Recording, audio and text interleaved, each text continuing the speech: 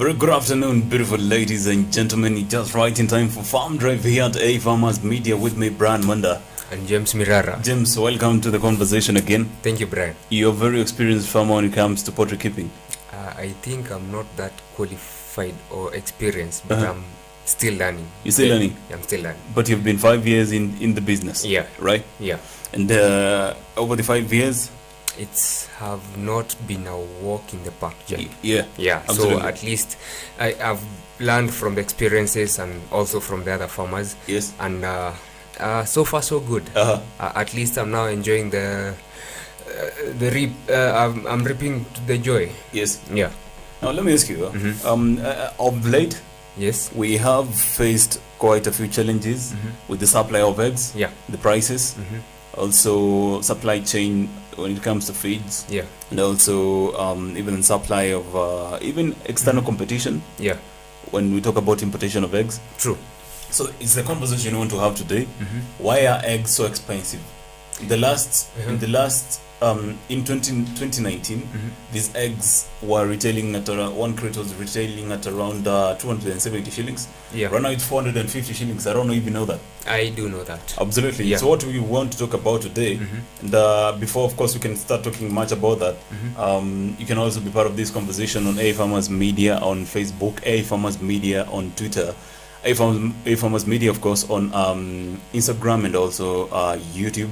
You can also join the conversation Africa Farmers Club, where you can give your views. If you're a poultry farmer, even the better. You can give us your point of view, because today in the process and in the journey of 100% trying to fulfill the questions of Kenyans, why the price of eggs is very, very high. And of course, to even bring this conversation closer to home, we have to review some of the history. We have to understand how the ground looks. True. And how it has always looked. Way before my page can load here, you say 5 years in the business. 5 years you've seen the high and the lows of the business. True. Today I want us to focus on the pricing. I want us to talk about the business aspect now, not the science. The business aspect. Because actually it is now open here. Now, to understand everything closer to home, we have to know that Kenya has an estimate of 43.8 million chicken. That's close to the total population of Kenya. So it's one Kenya, one chicken. Contributing to 5.1% of the total livestock value. Now, poultry meat production is at 35,000 tons per year, while egg production is at 1.6 billion pieces per year. So the number of eggs in Kenya, in terms of production, 1.6. You've part of 1.6 billion. I'm part of the statistics. However, now a crate of eggs over time has seen an increase in prices, which we have to admit. Just last year, just in the year 2019, the price of a tray of egg increased by 50 shillings to in between 920 to now 340. And some even in between 240 and to 270 shillings. Actually, now, it's not 400. It's a 420. It's a 450 now. 450. 450 to the peak. No, exactly. From 360 from January. We are talking from January now, not from 2019. From January, we were retaining them at 360. As by yesterday, the crate is 450. It's what it's what I'm actually seeing here. This year alone, the prices of eggs have rocketed from 300 shillings. Because there was a time it was retailing at even 270 to 360. To 400 shillings. Actually, in 2015, a crate was 200 shillings. 200 shillings. And right now we're doing double and a 50 bob on top. 450. Wow, it's very interesting. Now, and these have come to because of number of things that we should look into. Because one, when you look at the production of eggs, it it gets to a long chain that you get feeds, and then now we also include farmers who grow maize, because our feeds come from them who produces these maize. And then if you look at the maize production, even the costs have gone high. So when we're looking at the maize bag is very expensive as per now. So also getting a bag of feeds from a bag of maize to produce these feeds, the production cost also goes up. Now the final exportation of these feeds from the farm now to the production process companies that are processing these feeds have also incurred some costs which are high comparing to the previous years, you see. And also we were importing the protein content of these feeds, like sunflower cake, the soy, and the some other components from Zambia. So you find if Zambia banned its market in the last year August, so you find now even us now the farmer are suffering, because where will our chicken or our poultry get these proteins from? Absolutely. Yeah. I'm here seeing that just this month alone, the month of March, actually from, let's say, from the day that we are 25th, tracking back to 25th last month on Feb, the price has jumped by 25% within a month. 25%. And because this is piling pressure, of course, on households. Because I'm trying to think that households consume at least an egg a day. Not an egg a day, because at my place we consume almost 5 eggs a day. Yes. You take 2, someone else takes 2, someone else takes 2. Those are 6 eggs. Yes. Assume you're taking an egg, and also you're using the same eggs to cook pancakes, you see, or bake a cake. So you'll definitely use a lot of eggs there. Absolutely. Yeah. Now, traders have also attributed the sharp increase to a shortage locally as farmers cut their stocks due to the high prices of feeds. Yes. Let's talk about feeds. And this is one of the thorny issues. Quite a few factors. We will have to attribute the high price of eggs. Yeah. We will have to talk about the competition in the market, how the market looks. Yeah. Well, remember we have seen some ban of importation of poultry products that includes eggs and even the meat itself, and even the feeds, from Uganda and stuff like that. Yeah, actually. Now let's narrow down into feeds themselves. Yeah. And I want to get a case sample of you. How many chicken did you start with? I started with 100. With 100. Yeah. I'm trying to imagine this. What was the running cost per month in terms of feeds, recurring to expenditure? How much are you incurring while feeding your chicken every month on average? Looking on the expenditure, I'll cut it down with now bags. Okay. I used to use 3 bags a month. 3 bags? Yes. 3 bags a month? 3 bags a month. How much were 3 bags a month? By then it was cheaper compared to now. A bag would range from 1,500 to around 2,000. 1,500 to around 2,000? Yes.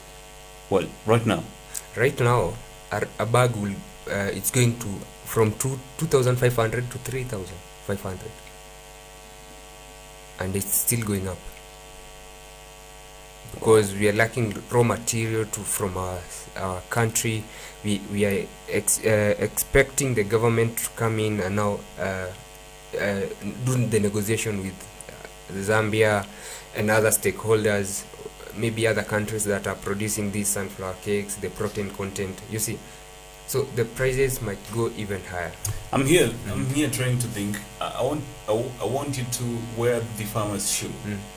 Once you bought the first bag, back in 5 years back, and right now, when you're buying at close to 2,500 to 3,500, have you ever asked the reason have you ever asked the miller or the seller what's the reason behind the price hike?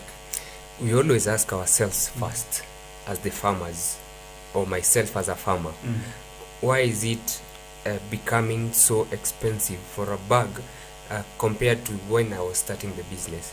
So when I ask myself, I get a lot of questions revolving that, because I'm seeing like now they are burdening me and the business, which these chickens also needs, they have got their own freedoms or rights, you get, because one freedom of a chicken is to freedom from hunger, malnutrition and thirst. That's one thing. Because this chicken needs to eat 3 times a day. So when I ask myself those questions, I go back now to the production unit. I ask them, why are you hiking the prices at this moment? Now they're taking me back to the farmer, to the maize farmer, because most of the feeds we get them from maize material, maize farming produce, the maize itself, the corn. You get now the production of maize. It's also getting to a place where it's very high. A bag of a 2 kg bag of a maize, it's very expensive now. A fertilizer, it's almost to 7,000. Let me ask you. Of course, once you're talking about the price of maize, a bag of maize, 90 kgs, was at some point retailing 2,500 shillings just 3 months ago. Yeah.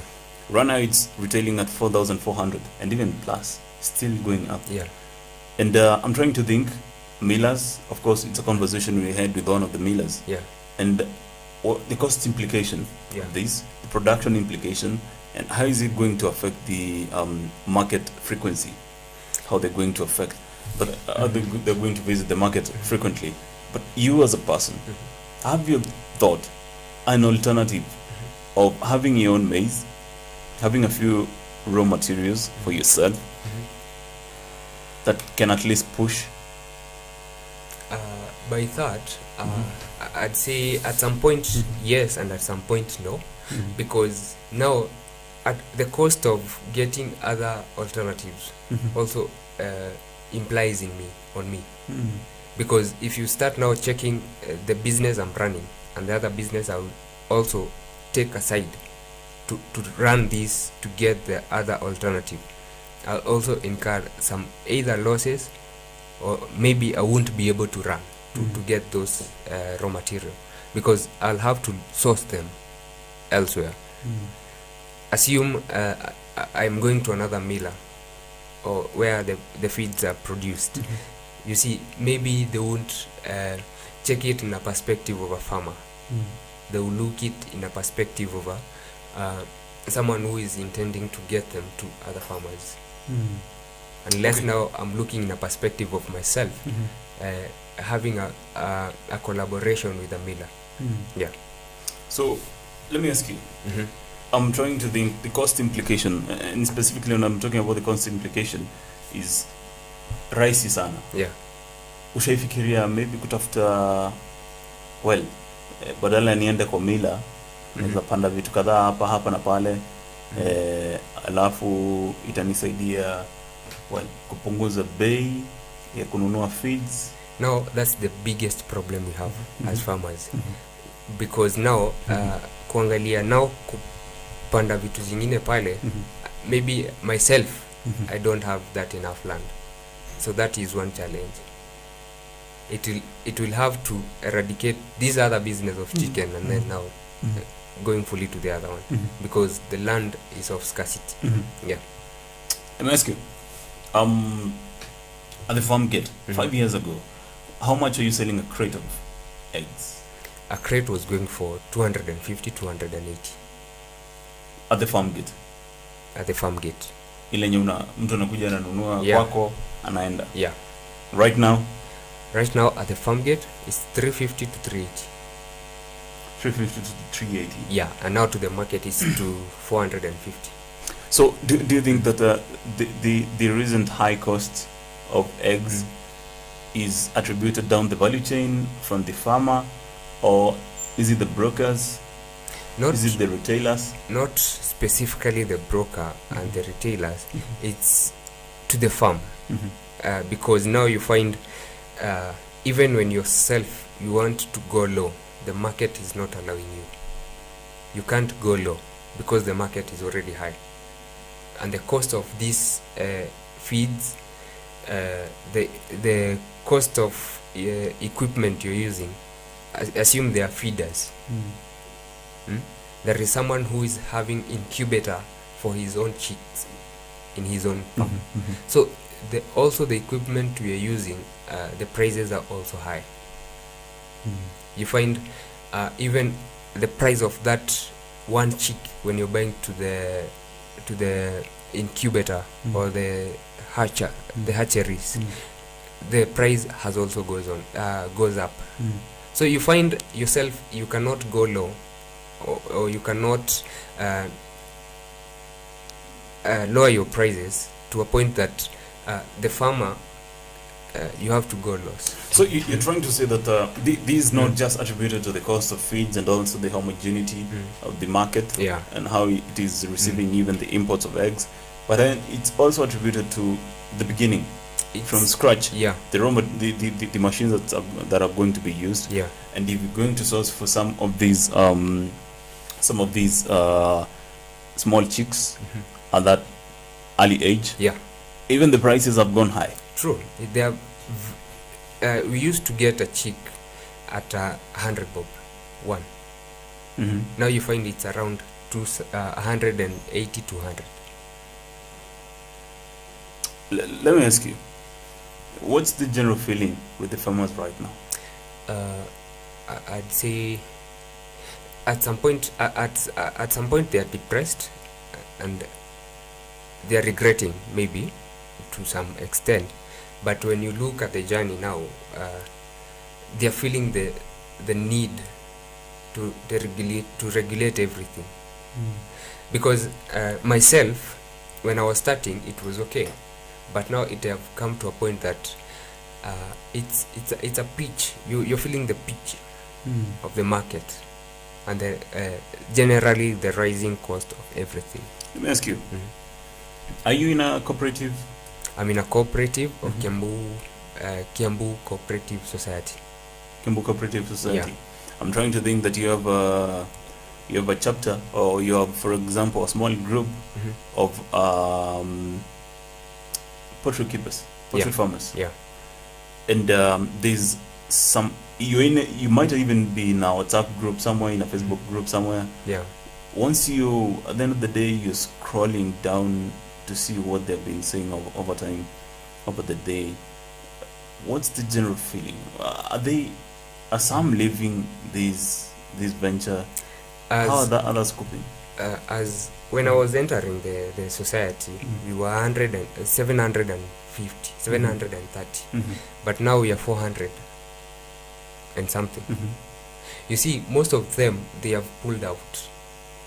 You started at 730, and right now they're 400 and something. I haven't checked. Just 400, somewhere around there. That's a decline. There is a decline of around 300. You see, these farmers, we cannot say they are less. That's a big number. And the impact they have brought to the market, it's a big margin, or it's a big percentage. Mind you, the production of one egg, of one chicken, can feed a number not less than 1,000. One chicken in a month. Comparing that to what now it's facing, the current situation of the economy, you'd feel the pain of them pulling out or them dropping the business, because you don't expect someone to start something and then pull out, and then he was serving a community or a society, and mind you, these people were large scale, not like me. I'm a small scale. For them, they were large scale. You find these people had a whole a whole farm for chicken, more than 1,000 chicken, not less than 1,000. So you'd feel the pain or the disconnect with the market. And this is escalating to a point that everyone is saying, I'm feeling like pulling out in the society. I would love to know how you're feeling yourself right now, being a farmer 5 years. I'm trying to think, the Kenyan, the normal Kenyan and even African business is somewhat tipped to break even by the third month, and not only break even, but also start making returns by the third month. Of course, we are going to take a short commercial break first, and I want you to, as we come back, I want you to give us a rough picture of every time you go in your farm and look at the chicken. Sometime back you told us that even that mortality rate is something also we have to look into. Yeah. And above that, these are some of the challenges farmers face. But then the biggest challenge right now is recurring expenditure, which is the high cost of feeding. Yeah. Part of it. But of course, it's the higher percentage of it. The highest percentage of it. Yeah. And of course, I'm sure many people are stressed right now. Very stressed because I think the feeds come with the production. That's it. We cannot disconnect that. Yeah, there's no way you can cut in there. You cannot cut. Of course.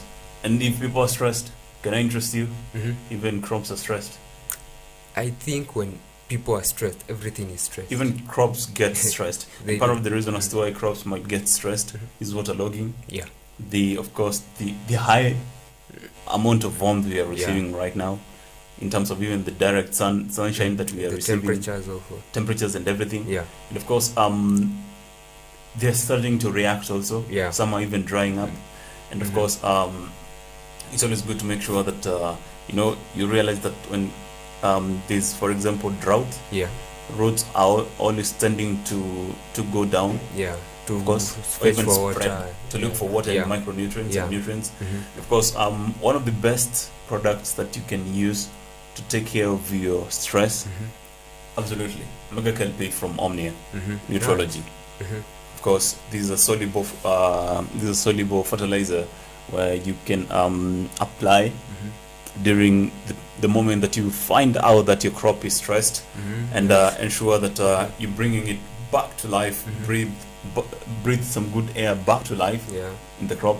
And of course, this will ensure that the time that you are targeted to get into the market with your produce is still you're right on course. So ensure that stress is nothing to make you get stressed as a farmer.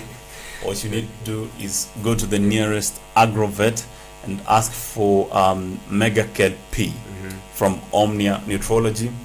Every day they assure you that they understand the science of growing. Now we take a short commercial break. We'll be back with more as we explore this topic of the costs of the rising costs of eggs in the country.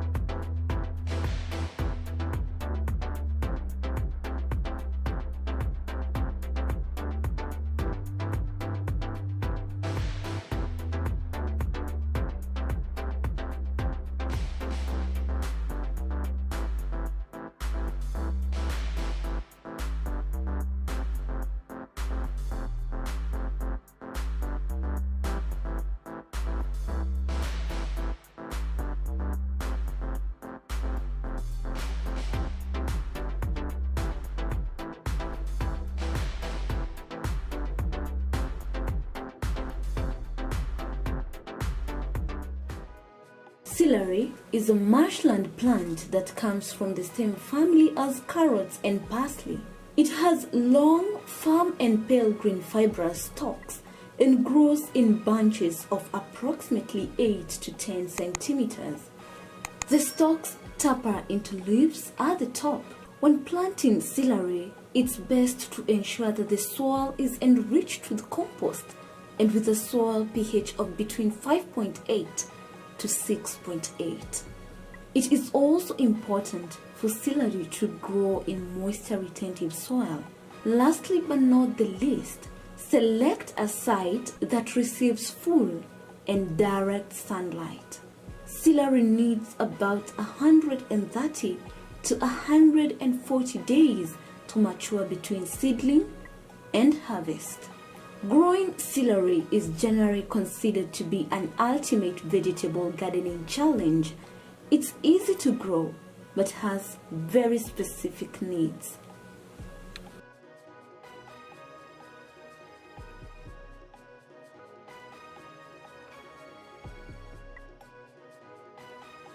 Agriculture is the art and science of cultivating the soil, growing crops, and raising livestock.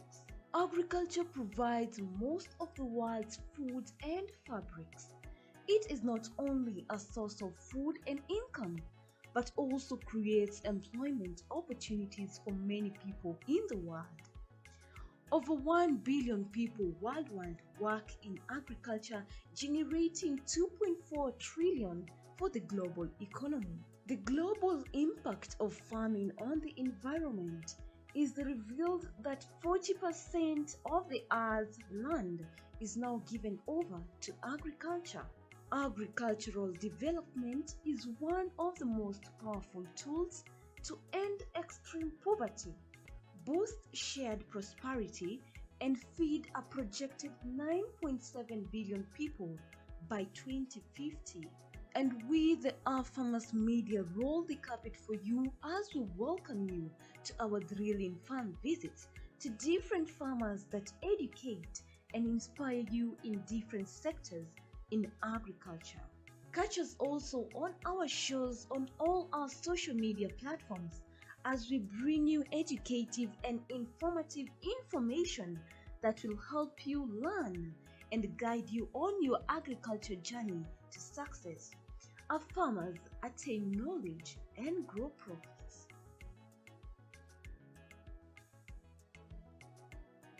Mahindi yamekuwa chakula kikuu katika sehemu nyingi za ulimwengu na jumla ya uzalishaji wa mahindi kuliko ile ya ngano au mchele. Mbali na kuwa mahindi ni chakula, pia hutumiwa kutengeneza ethanoli, chakula cha wanyama na bidhaa zingine. Kunayo mahindi ya gume, mahindi ya ganda, yani popcorn, mahindi ya unga na mahindi matamu. Mahindi yanalimwa sana kote ulimwenguni na kiwango kikubwa cha mahindi hutolewa kila mwaka kuliko nafaka nyingine yoyote. Shamba la mahindi linaweza kutayarishwa kwa kutumia njia za kawaida au za kilimo cha uhifadhi. Kilimo cha kuhifadhi ni pamoja na kunyunyizia dawa za kuulia wadudu zilizopendekezwa na wataalamu wa kilimo. Unaweza kutumia trekta au njia ya mikono kufanya kilimo cha mahindi. Ni muhimu kuandaa ardhi mapema ya kutosha kuruhusu magugu kukauka na kuoza kabla ya kupanda.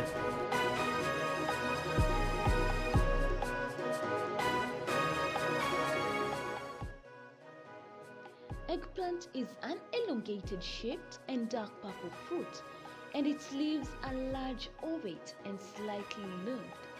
Eggplant is a perennial crop but grown commercially as annual. Eggplant grows best in well-drained sandy loam or loam soil. The soil pH should be between 5.8 and 6.5 for best growth. Eggplant requires a regular watering and steadily warm growing conditions.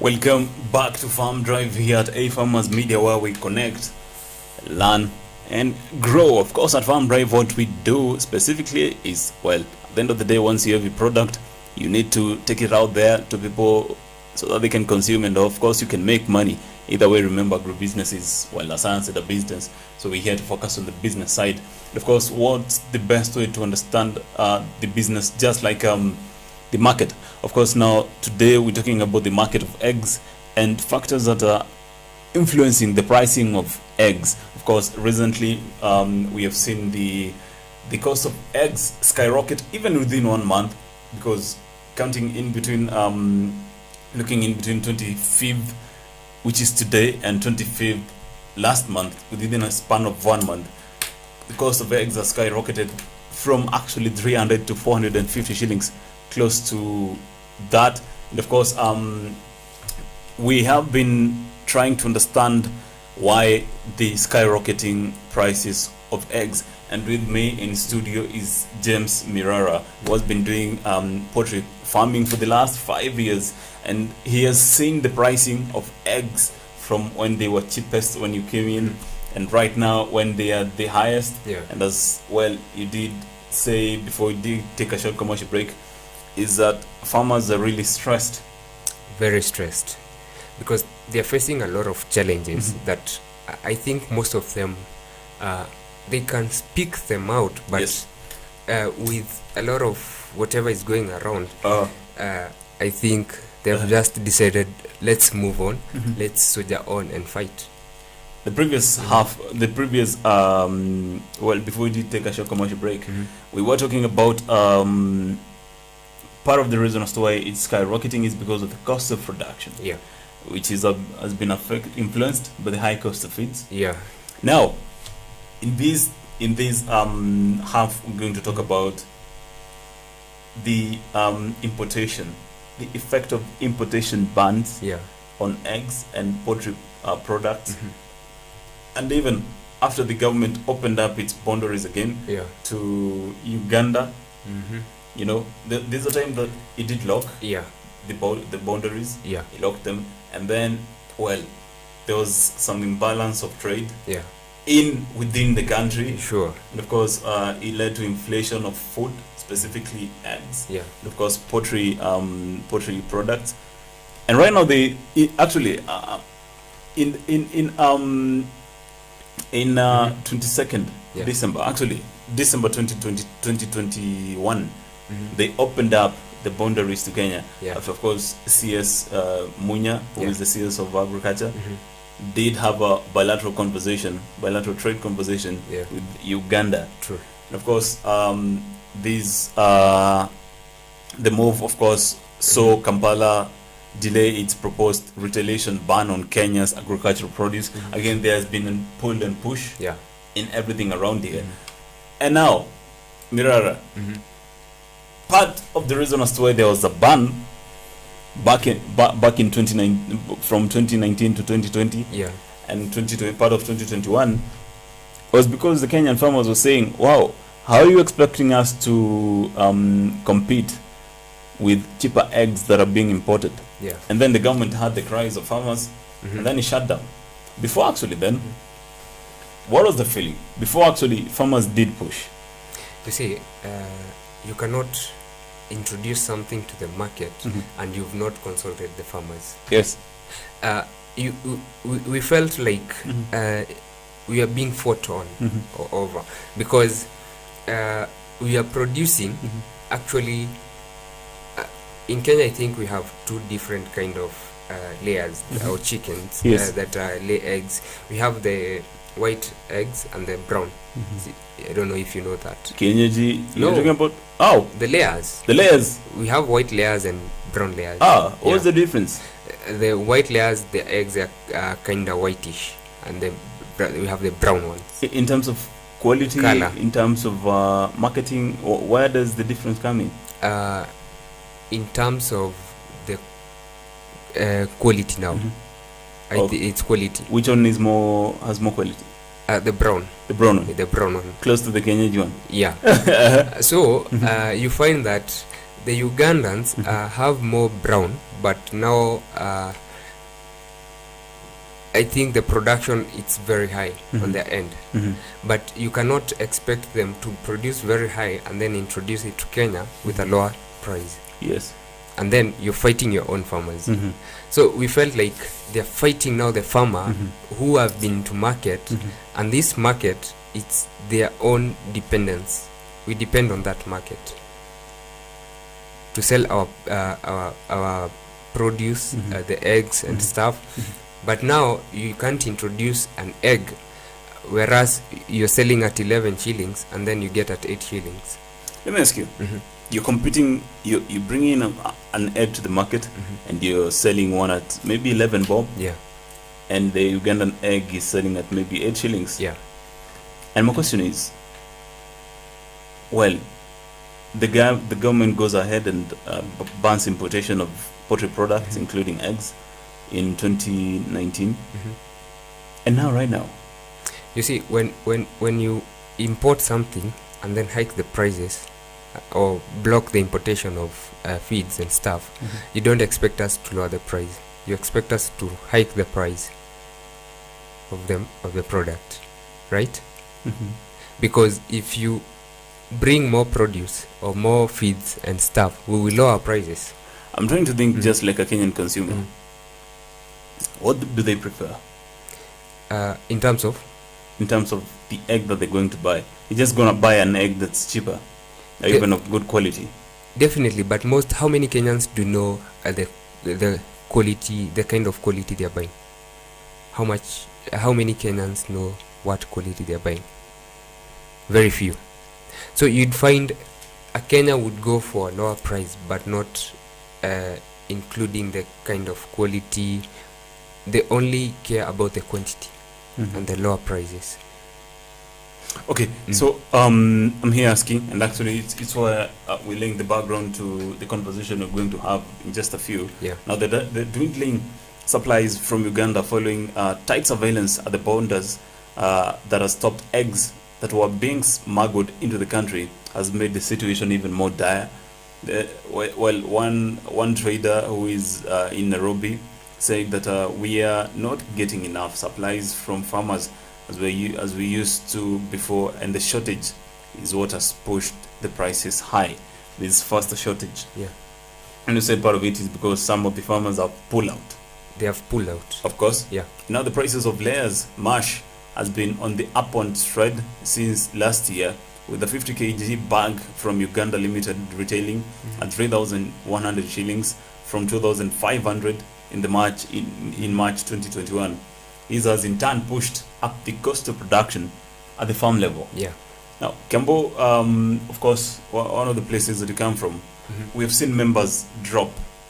And once they talk about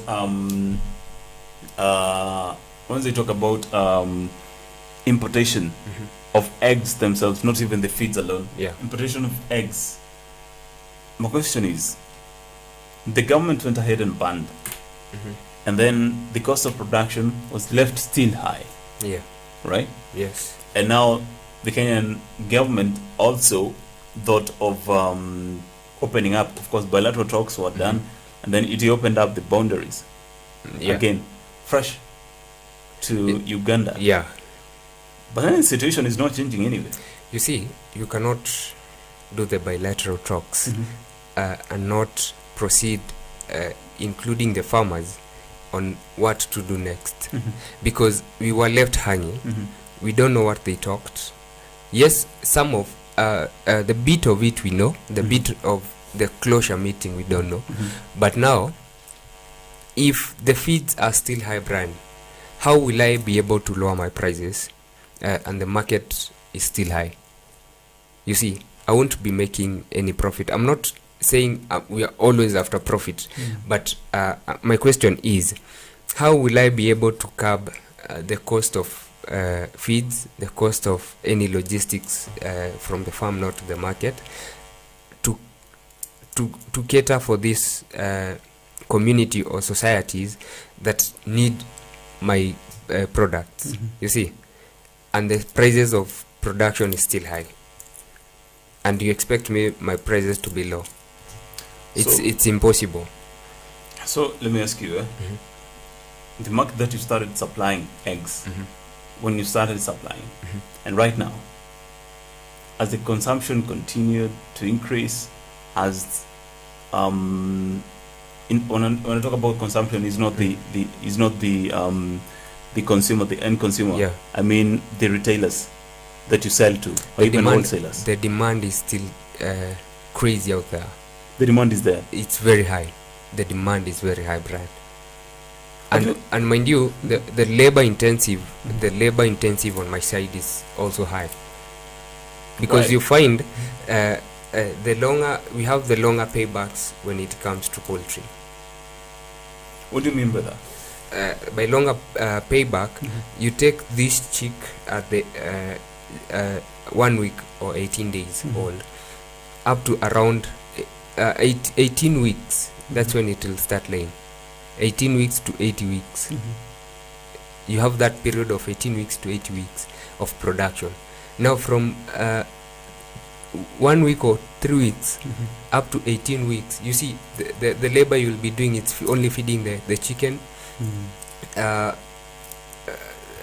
cleaning the manure and sieving them, selling it to now the cow or the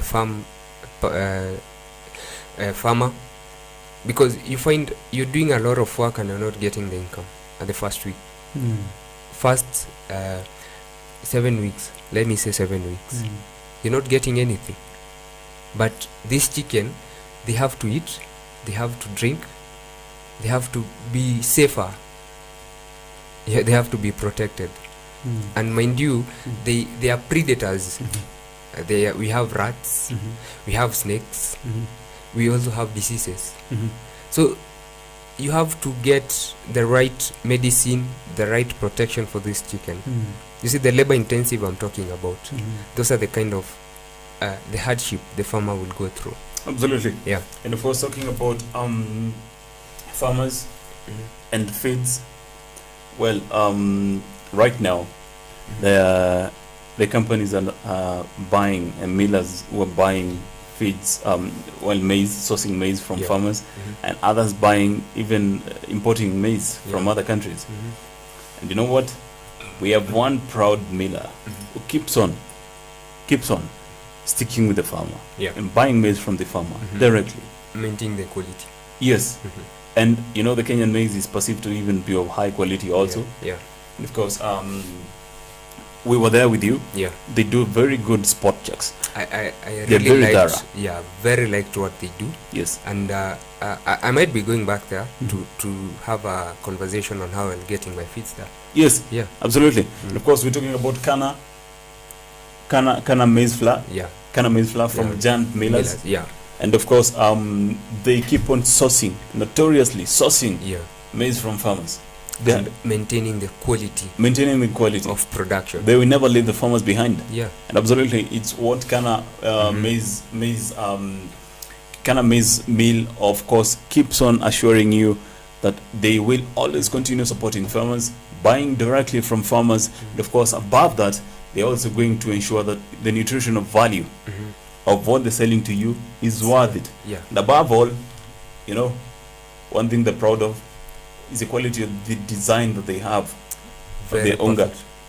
5-star. On point. Absolutely. I'd give it 10.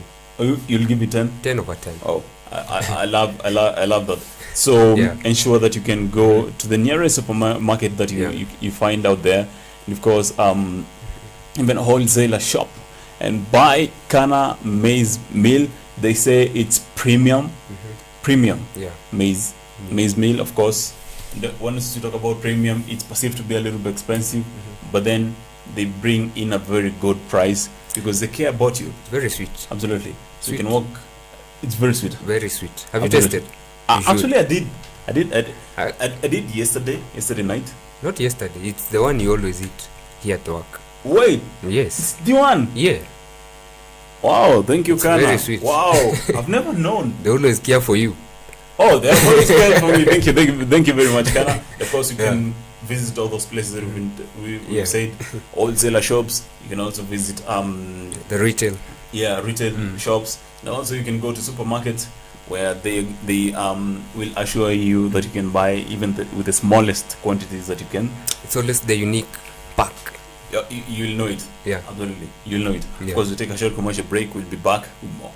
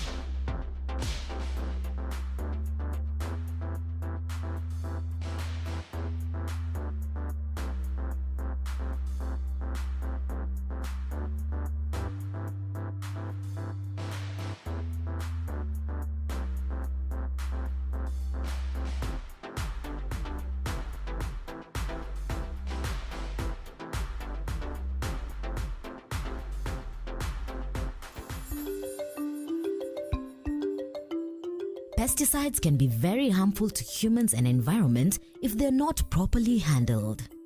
Safe handling of pesticides involves proper selection and careful handling during mixing and application.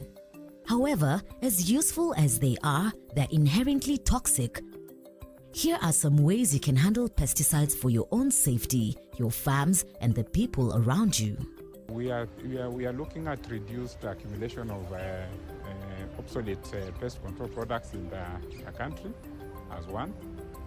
We are also looking at the associated conservation of environment and also protection, conservation of beneficial insects such as pollinators and predators, which are used to control other pests. Before you use the pesticide, read the label and leaflet carefully. Measure the required quantity of pesticide. You have to have adequate clean water for the mixing. Adequate meaning enough to dilute the pesticide and also enough to do the cleaning of the equipment and yourself after the application. During the mixing process, you are also supposed to be wearing your personal protective equipment or PPE, and this is to avoid exposure to the pesticides. Applicators and handlers need to wear appropriate personal protective equipment specified on pesticide product labels by pictogram. In hot and humid climates, the wearing of additional protective clothing may be uncomfortable, and pesticides should therefore be applied during the cooler hours of the day. Care should be taken not to touch any part of the body with gloves while handling pesticides. Avoid spillage and prepare spray fluid in well-ventilated area. Do not eat, drink, or smoke when handling pesticides. Check the spray equipment before use for any leakages and accurate delivery of spray solution. The nozzle should be directed to the side, away from the body. This prevents applicators walking into the spray cloud or recently sprayed foliage. Inspect equipment regularly for leaks. Leaking equipment should be repaired and the skin should be washed after any accidental contamination. While applying pesticides, be sure to follow application instructions precisely. More is not better. Unnecessary and/or incorrect application can result in exceedance of maximum residue levels, which can make the produce unmarketable. All consumers want to eat safe food. So whenever there is an issue of what we call exceedance of pesticides, or what we call maximum residual levels of a particular pesticide, then what happens is that the market becomes very concerned, because they want to assure their consumers that they are eating safe food, which basically is healthy. And then what they will do is that they are going to discontinue the supply of the products that you're exporting. In contrast, responsible and correct pesticide use following good agricultural practices protects the crop and keeps residues within acceptable limits required for sale. Incorrect application of pesticides can damage the crops and have a negative effect on human health and the environment. The vision is basically to ensure that we can bring as many farmers to understand the importance of safe use of pesticides, to understand the institutions that are involved in regulation of pesticides, to understand that pesticides, when used well, will support production or increase production, and more importantly, the risks associated to the environment from pesticides. Once you have finished applying the pesticides on target crops, empty the spray tank completely after spraying. Spray any remaining spray mix on the ground of the treated crop. Triple rinse and puncture the empty pesticide containers and place this in a safe place for disposal. Ask your supplier or agro dealer about a collection scheme. Clean the spray equipment immediately after use. Decontaminate protective clothing and footwear through following proper laundering or cleaning instructions. Wash the hands and body thoroughly with soap water.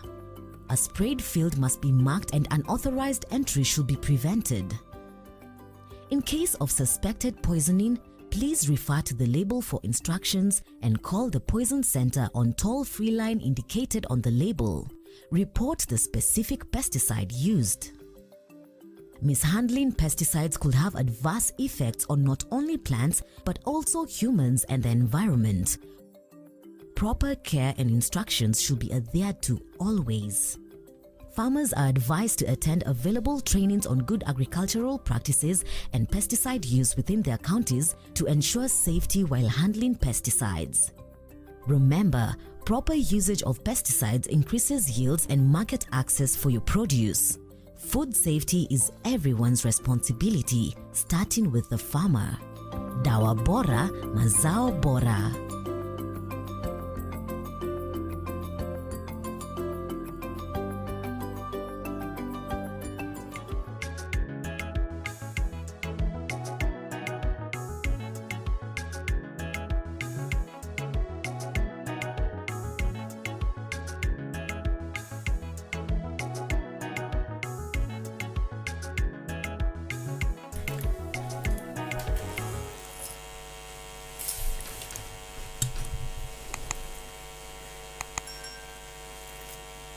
Welcome back to the final stretch of the Farm Drive show here at AFarmers Media, where we connect, learn, and grow. Absolutely. Thank you very much, Mirara. I never expected that.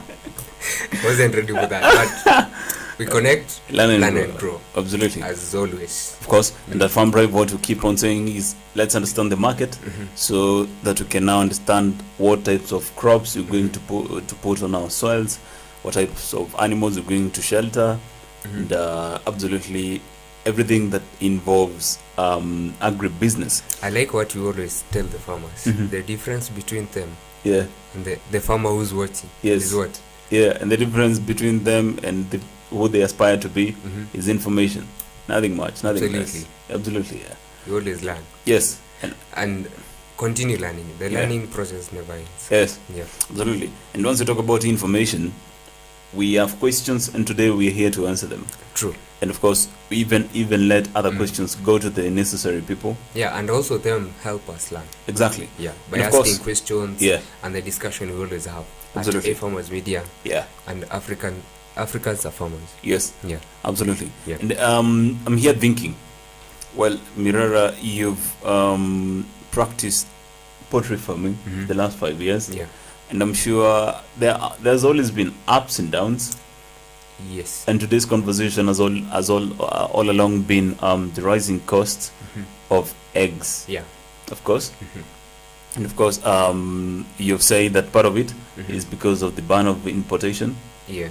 Of course. And the high cost of feeds. Yeah, the high cost of feeds. Yeah, and other aspect where the farmers now, the grain farmers, I'd say grain farmers, because at times you'd find you're feeding your chicken wheat and maize as not grinded, but the corn maize itself.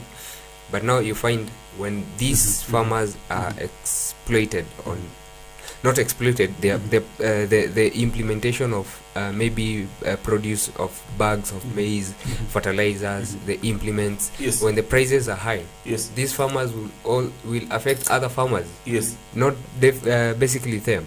Yes. We are also affected by the feeds, the production of maize. Yes. At times it's high, at times it's low. Yes. So you find it's not, it's a challenge. Yes. That we're always facing. Yeah. Absolutely, Mirara. We've mentioned the problem, and I always want to find solutions to every problem that we have. Yeah. And the alternative now, as I said, 5 years in the business, ups and downs, and you've always found solutions to that. Yeah. Is this the year that you're not going to find a solution? I'll always find a solution. You'll always find a solution. You'll always find a solution. Absolutely. Yeah. So, what's the solution in your mind? Because I'm sure you're a sharp farmer and you've been thinking. You see, the first solution is finding a farm. Definitely. Yes. Because I look for cheaper feeds, maybe, yes, or rather plant maize, and then that would have curbed the bigger problem of feeds, because I'll feed them directly from my farm. Yes. Maybe I'll just secure some equipment or some implements to grind and mix here and there. Yes. And that's a solution. Are you thinking about scaling down or even scaling up? You see, I'm thinking of scaling up. But scaling up comes with a cost. And this cost might force me to economize or rationalize on feeds also. But when I have an alternative of planting maize, then definitely I don't have to economize. Yeah. I'm asking myself this. Value addition, is it an option where, for example, you don't need to supply it to the market? Of course, right now we have a shortage, and they're fetching higher prices than normal. And I'm asking myself, we have seen, people venture into different value addition processes. Yeah. And one of the cheapest and most available one that you can have is even selling eggs. Pale my pasua and stuff. Actually, I was thinking of that. Yesterday we had a talk with colleague Kasunje, and after costs, inito cost nini? Kuandika cost ya hiyo business, it inspired me. I'm thinking of going on that way. You did an analysis of the cost implication? A deep analysis. The financial statement? Yes. And it's a business that I'm planning, not I'm thinking, I'm planning to venture into. you're thinking as a farmer, value addition yes, to what I'm getting now from my farm. I add value to those eggs and stuff, and then you know, egg pasua size in 25. Yes. So assume I'm getting it from my farm. I'm producing. I have eggs. They're producing eggs, and then now nikona nauza mayai pasua. Yeah. I think I'm going that way now. Right now you're selling an egg at? As an egg, it's going for 15 shillings. 15 bob? Yeah. You do value addition on it, 25 bob? 25 bob. That's 10 bob on top? That's 10 bob on top. A crate? A crate going for, let's say from 380 to 450. In a crate you have around 30 eggs? 30 eggs. In a crate you're going to add 300 shillings on top? Yeah. And you're producing maybe how many crates in a day? I do produce 12 crates. 12 crates? Yeah. I'm trying to think 12 times 300. Do you know how much that is? That's 3,600. 3,600. 3,600 shillings per day on value addition. Yeah. Well, think about it. Value addition might be the solution. That's part of the solution. I'm saying I'm planning on venturing into value addition now. Yes. Because you cannot rely on a market that's it's not it's half directional, but it's directional, but you seeing it it's tiring on your part. It's at some point it's depressing, I would say. Yes. Yeah. And let me ask you, Mirara, apart from feeds, we've also seen army worms, black soldier, black soldier worms. Yeah. In short, kuna tule worms to provide protein. Yeah. As you said, one of the biggest problems that we have is sourcing for protein. Yeah. Which has been predominantly sourced from Zambia. But then now Zambia did close down its borders. Yeah. On sales of protein oriented. Yeah. Material. Yeah. Of course. And how are we looking at alternative protein solutions? Have you thought about black army worms? Now the bigger problem, Brian, is getting those army worms or black worms. Because where would you find them? We've corrupted our soils. But then above that, I think nowadays, and it's something that I was trying with my pigs. Yeah. I noticed that there's a science nowadays. Information has trickled down to farmers. Yeah. That with information we can reduce the cost of expenditure. Yeah. Actually, it's what I do with my farm. Once the pigs have, when I'm collecting waste, first there's always a problem with this management if you don't have such a big farm. Yeah. So what you do is collect the waste of the pigs. Yeah. And then store it in one place. Yeah. And then let it decompose. The process of forming of lava starts in. Yeah. I think they're called lava. Lava, yeah. I think so. I don't know the right pronunciation for that. You'll ask the producer. So it brings in some worms that are very good source of protein. Yeah. So after close to 4 or 5 days, or even 1 week, it just started decomposing. Yeah. And the worms are already there. Yeah. So you just have to move. Kama ilikuwa tank ulikuwa unaingiza hapo ndani na imetobolewa chini. Yeah. You just have to remove, uende weke mahali pengine. Yeah, and then because zinakuja zina feast vibaya sana. Yeah. You know, it's a source of protein. And people earlier people used to, when you're digging or when you're plowing, you could find some worms. Yeah, you will find worms. Yeah, but now there are no worms. Do you know what that means actually? Is that our soils are no longer healthy. Worms no longer exist in there. And that's why you're finding we are using excessive fertilizers. Exactly. So, and then you see, like now, I can now come to you when you're pulling your manure out, or when the decomposition is taking place. I get the worms. Yeah. You see.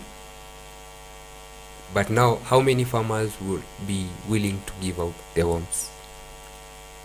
Yeah, true. Of course, I'm thinking now that I'm assuming that very many farmers are using caged form of housing. Yeah. But then, actually last week we saw Carrefour make a move and saying that moving forward, by 2030 they're going to fully phase out caged eggs. Of course, eggs from caged chicken. And right now my question is, how about free runs? Or free range? What's the implication of that? Have you tried free range with your farm, with the chicken? The bigger problem with my chicken, you see, right now there are many. Having free range is saying I'll have a bigger land. You look at a starting point of land. Now the land is of scarcity, as I had earlier highlighted to you. Now I will look for land where these 300 chickens can be sustained. And mind you, another problem is predators, the hawks. Yes, predators. Actually, that's another key issue. The hawks. And also maybe the farm have some rats. You see, what's the implication of rats in a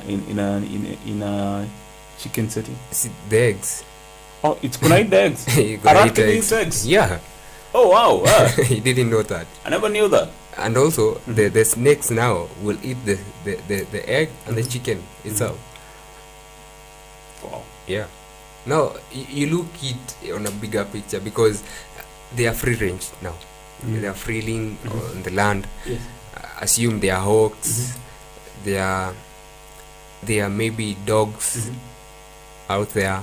They will feast on this chicken. Yes. They are also maybe there are a lot of things that are accompanied. That are accompanied with free range because there are a lot of predators, even humans. Yeah. At times we tend to steal.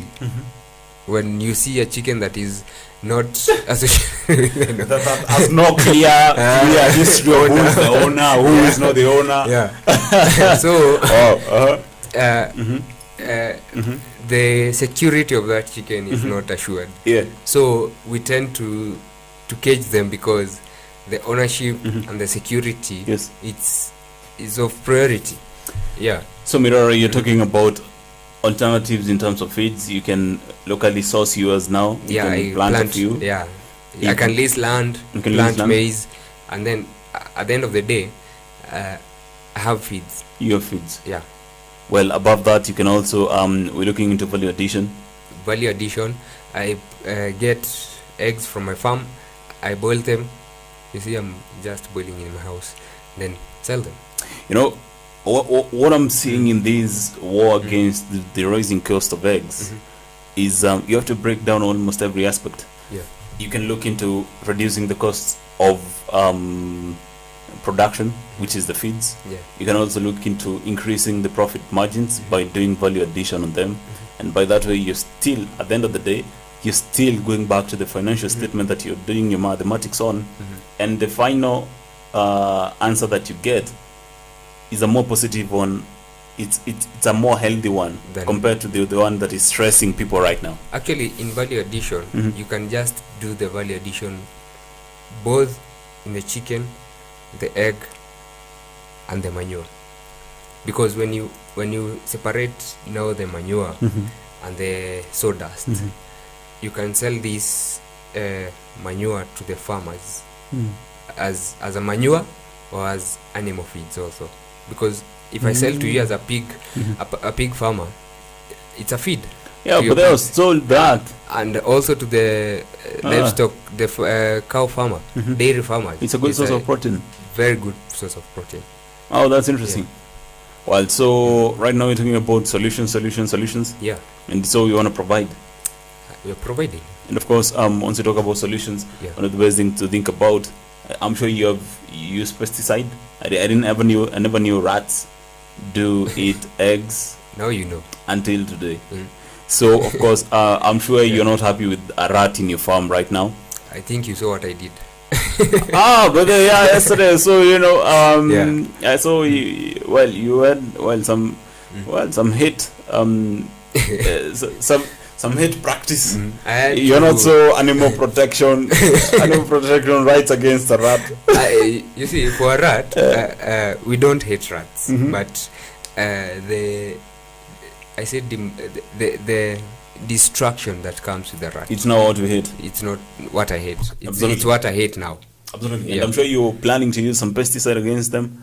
Yeah, I have them. Absolutely. I got them yesterday and I'll use them. Absolutely. And once you talk about pesticide, we are always thinking about, you've gone to the agrovet and now you have to look into, you've bought it and now you want to handle it now.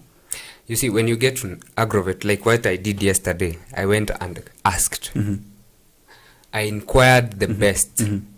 And now, if I don't know what it entails, I had to be explained. Yes. Very important. Very important. Yeah, usieke... Nisikuje nieke alafu nieke pale kwa reception, and then I find Diana is using that as a salt. Hey, Diana is just speaking pale. Yeah, but then yeah. So you understand now the use. You check the label very carefully. Yeah. Of course, now it's always very good to check the label. Yeah. And ensure that once you check the label, to ensure that it has a valid expiry date. Yeah. I'm sure you had to look into the expiry date. I did that yesterday. And actually, on that label, it brings in a batch number. That a batch number always means traceability. Yeah. And then also ensure that the label is clearly visible and intact. Yeah. And of course, above that, always follow the label instructions on usage, safety, and handling of pesticide. Yeah. So I'm sure as you bought that pesticide, and when it is time to unleash it, yeah, we're going to follow everything that UNIDO and Markup have always advocated for. Safe use of pesticide. Yeah. Letter to letter. Yes, absolutely. Yeah. And of course, this message has been brought to you by Markup and UNIDO. Once they say that mazao bora mazao bora. Yeah. Absolutely. And of course, that is hashtag summer label. It's very good to always read the label and ensure that you put the right quantities and quality and the right practice. Of course, and also the dispose after you've used. Please. Even disposing. Yeah, you just don't leave it because like now I would be using that pesticide for rat. Yes. You see, I can't just leave it anyhowly. Yeah. I'm cautious. Yeah. Because I care about others, and you don't need a child to come pick that thing and put it in the mouth. Also, an adult can mistake that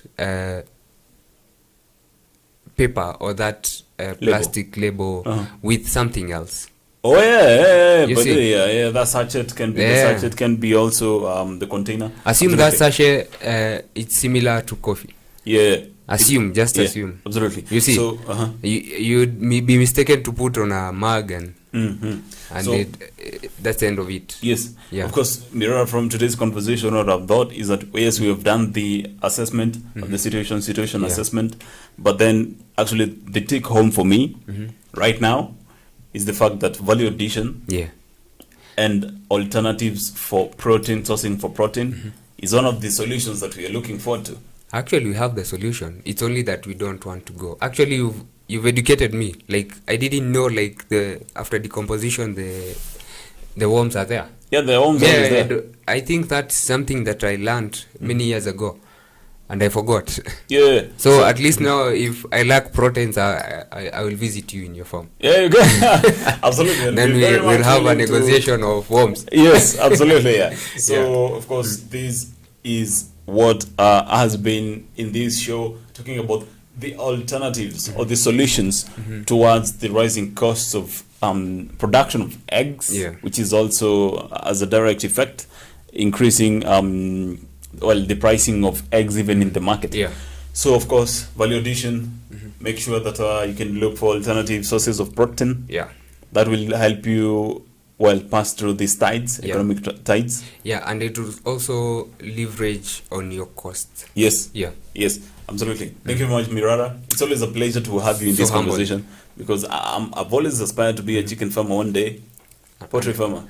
Come on board. Actually, I can learn a few lessons from you before I can make a fully planned decision. Nice. I'm sure I'll have experience in my head. You know that thing you told me that kwanza eka kuku kwa kichwa for the first 6 months. 6 months, and then now from there you can have a grip of everything. See, it's just a normal thing how people plan. I'll be buying that phone, I'll be buying that car, but you always plan earlier. The same thing. Absolutely. Yeah. Thank you, Mirora, for being part of this conversation. Thank you. Of course, until next week on Monday, we say continue consuming information, because the difference between you and the farmer you want to be is the information. Absolutely. Yeah. It's as simple as that. Yeah. Of course, bringing you this show as well has been me, Brian Mwenda, and my co-host here. James Mirara. Absolutely. Thank you much, Mirara. Until next week, continue consuming information.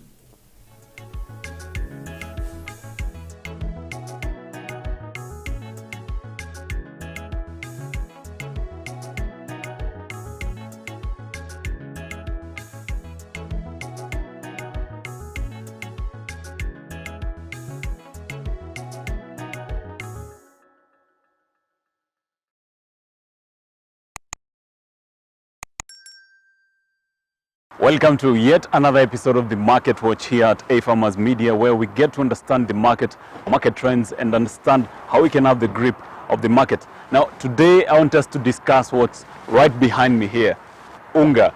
Why the high cost of unga is happening, and of course, to bring this conversation closer to home, we have Anthony Medhu, who is the head of commercial and distribution here at Giant Millers.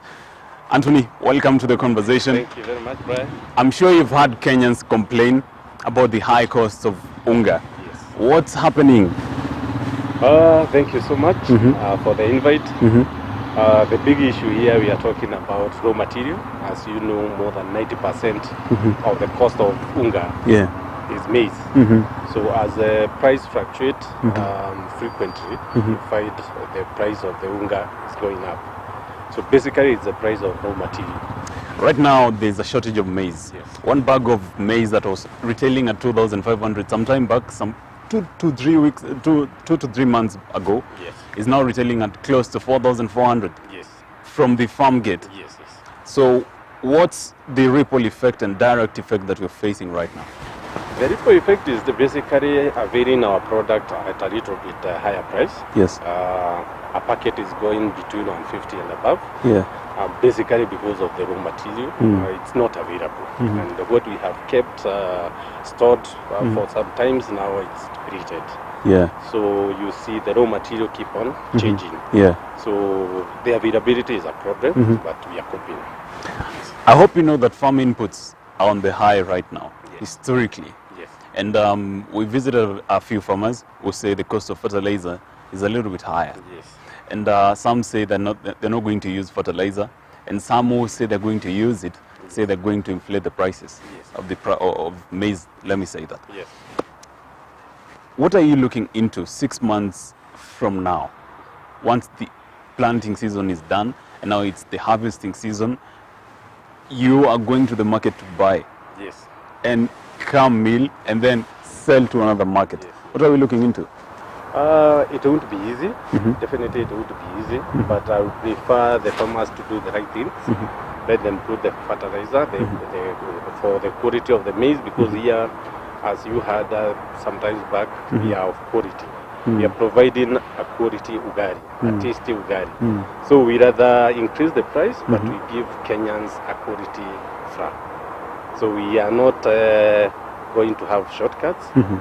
Of course, the price will go up. I can assure you, the price will go up. You're in the commercial department, and this might be somehow a question that might float, but then, you know, fertilizers bring in micronutrients, and the output, of course, has the micronutrients. But I'm here looking at bales and bales of maize, which, if we look into the next 6 months, if farmers are not going to have fertilizer in the final crop, in their final produce, there's going to be a problem. There's going to be a lack, some shortage of micronutrients. And remember, nutrition value is one of the key aspects here. Are you feeling as if you might somehow get a hit? I don't think so, because as you know, or you are aware, it's about KEB's requirement for fortification. So definitely we must fortify our farm with the required vitamins and minerals. Yeah. So there will be no shortage of minerals or vitamins, because we put back the minerals and vitamins as required by the kids. So ground is ishtuke. Hapana. Now, Yes. you're an experienced salesperson. Yes. You've done commercial job for a very long time. Yes. And I'm trying to think, you've understood the maize market. I'm talking about the unga market in specific. Yes. 2 years back versus right now, and even 2 years later, what's the situation? Through experience, especially the maize flour, it's categorized into region. You go to a certain region, there is a flour associated with that region. Definitely there are some brands that are national, but for me I don't feel the heat that there will be shortage. There will be continuous of production, milling, people are investing in milling, and it's somewhere that the investor is getting good money. Definitely, yes. Yes. All right. I'm trying to think also that Kana has always been out there competing with different people. Yes. What's the competitive edge that Kana has above other millers? Thank you. As you know, we are giant millers. Yes. And we are giant as the word. Absolutely. And we pride ourselves. We came during the COVID. I don't want to mention more about COVID. Yes. We came in 2020. Yes. And we have been growing month on month. Yeah. I can assure you, the numbers don't lie. We are growing month on month. So our competitive edge definitely is the pack. First of all, if you see Kana as a pack, very attractive, unique, very unique. Yes. The second issue, the second quality is about now the quality of the maize. When you open that pack, you get that, you taste ugari.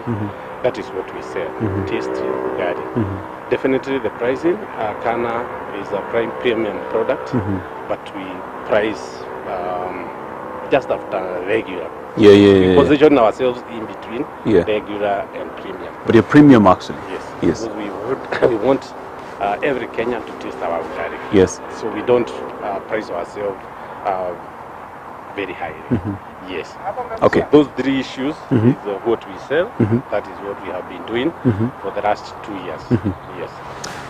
As an experienced salesperson, can you walk into a room and identify that's somebody I'm targeting to buy that Kana? How would you describe that person? Our route to market, we have categorized ourselves into two. One is through the retail, the big supermarkets. Yes. And second is about wholesalers. Why? We want cash flow through the wholesaler, and we want visibility through the supermarket. So where I sit in, I do my calculation to be 60-40. I sell more on wholesale for cash flow and sell for visibility 40%. Yes. So we really don't categorize ourselves so much.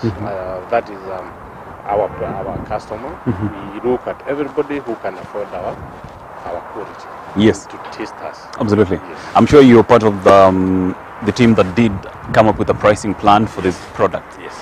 What are some of the key factors that you did put in consideration while coming up with the pricing plan? Definitely it's about the price, and the price of maize fluctuates, so the price of our products still keep on fluctuating. Yeah. And definitely the other cost is the cost of other materials like the packaging. Yes. And positioning ourselves. We went to the market and we could tell where the regular sits and where the premium sits. So we came out with a certain digit between the regular and the premium. Yeah. That's where we sit. Yes. Yes. Anthony, 2 years from now, as a salesperson, what do you want to reach your sales? Thank you so much. My focus is to ensure we sell more. Right now we are everywhere in Kenya, listed in almost every shop in Kenya apart from Coast. Okay. And what we are advising the investor is now to expand the production. Anthony, you have such a beautiful package. What informed this design? Definitely it came, it was a long journey, especially from the investor. And because she is an interior designer, it's quite easy for her. But we brought in a lot of information, a lot of market intelligence, and we wanted to be unique. From the word go, the pack should be unique. Because we are selling the pack, then the quality of the product that is inside. So it was consciously, intentionally done. Yes, and we are happy. We are very happy. Last question, Anthony, and I want your honest response on this one. With the changing climate, with the disruption of the supply chain, with also the COVID-19 recovery mechanism that has been there, and also part of it, the geopolitical war happening in between Ukraine and Russia. All these factors and the rising cost of living, just tell us the truth. Are we going to see cheaper unga on our tables at the end of the day, in the next 1 year? Definitely, it's difficult.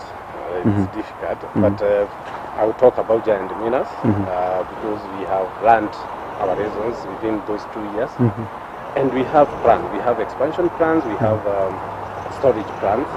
For example, when we do silos, we will buy maize when it is very cheap, and then we will stabilize the price across the whole year. So to me, it's about planning, and all these challenges, they can be overcome. That's it for the Market Watch. We're here at Giant Millers, and specifically we're talking about Kana, which is ladha ya maisha. Utapenda. Yes. Absolutely. Thank you very much, Anthony. Thank you for being part of this conversation. And until next week, we say continue